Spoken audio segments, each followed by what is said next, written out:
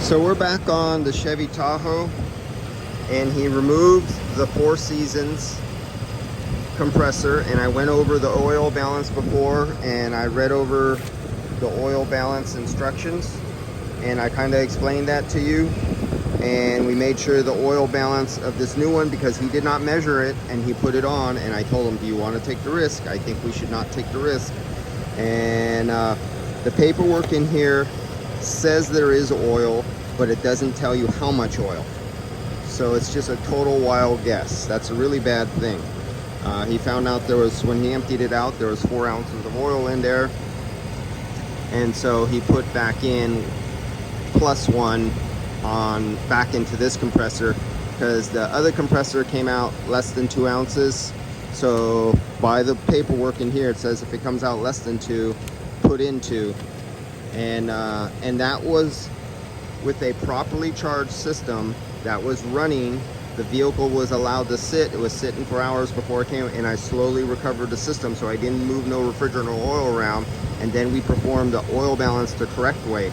A system that was full and was working and circulating all the oil around, and I absolutely made sure there was 11 ounces of oil in here that was called for by the factory. But yet, when after recovering oil balance, there was only 1 ounce out of the Four Seasons compressor that was making noise.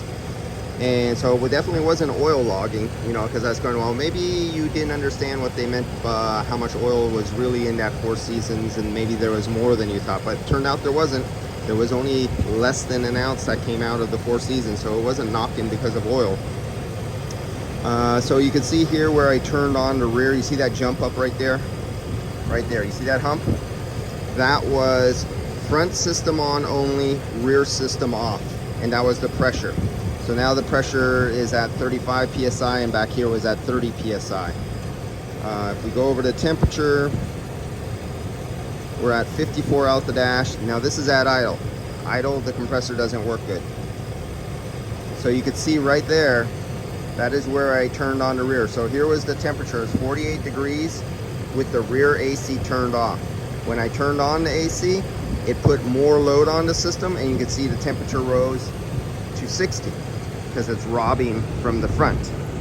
So let me turn off the rear, and you'll see the temperatures and pressures go back down again. So rear, off. So now the rear should be off. You can see my temperature sensor in the front. And yes, the rear is off. So now we should see the pressure go down and the temperature go down, because we just took out about half the load off the entire system. So let's go back to pressure. See it going down right there? It's 35 psi right there, and here we're going back down to 30 psi because there's one less evaporator with air blowing over it. Okay, and you also see the high side coming down. It was up there at 180, and now it's coming back down to 170 because there's less heat load over the evaporator. So let's put the load back on. Let's turn the rear evaporator back on. Put our load back on because we want to test it in real world conditions. As if you were driving down the road, you would have the rear on. You have your family, you're going on vacation, but you would not be at idle. You don't drive down the freeway at 650 RPMs. So since this is a fixed piston compressor, oh wait a minute, this is a fixed, yeah. I'm going stupid there. Yeah, that's a fixed piston compressor. So let's get something to hold down. I forgot what I use. No. Come on. I am looking for a hood prop. I know he doesn't have a brake depressor. I think brake depressor.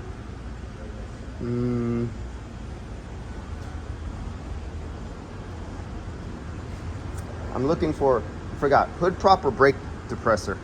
What? You have a hood prop or a brake, one of those brake depressors or pedal depressors? You could just point me to the right location.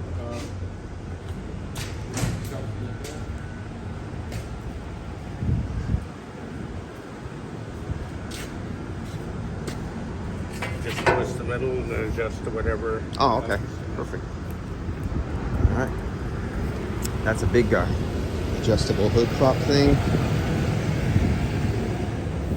So I'll just use that for the accelerator depressor.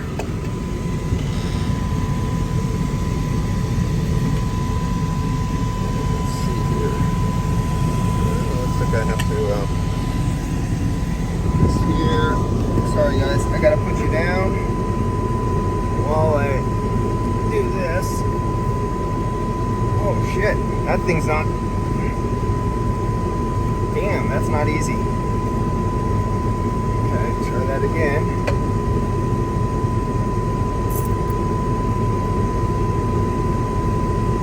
Oh.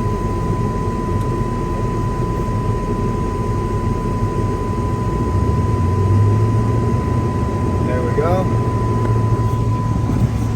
So you see, I got it propped right there. Got it on the pedal. We got about 1650 RPMs.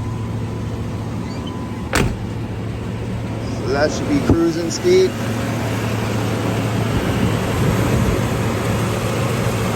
Let's see what I got. There's our high side.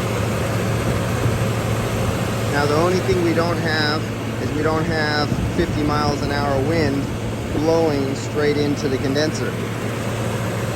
But you can see, as soon as I put the accelerator pedal, we went from 35 psi to 23 psi. We went from 183 psi to 207 psi.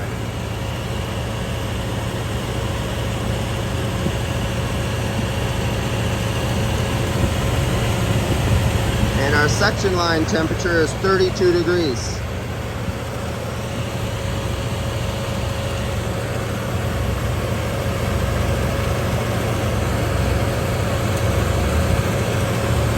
And why did we lose our dash? Okay, we're hooked up here.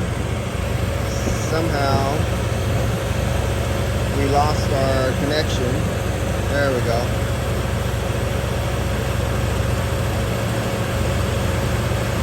Now we're 46 out of the front with the rear AC on.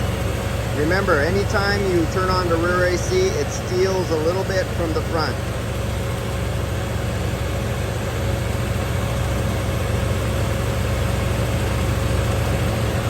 And up here at the condenser, the temperature of the air out here, because it's a hot day, we're in a heat wave. We're in South San Francisco. It's the end of the day. As you can see, it's 5 o'clock. But it's 88 degrees at 5 o'clock. All right, so I'm done.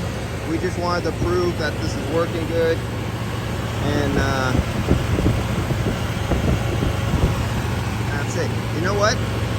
The case of this compressor runs warmer than the Four Seasons. I do got to say this. But he has to take this car and go pick up his wife now in it. And so I'm going to disconnect it. So he can take it, because that's all we were doing. The new compressor, switching from a Four Seasons to a Delphi to get rid of the knocking noise. Let's see if he's successful.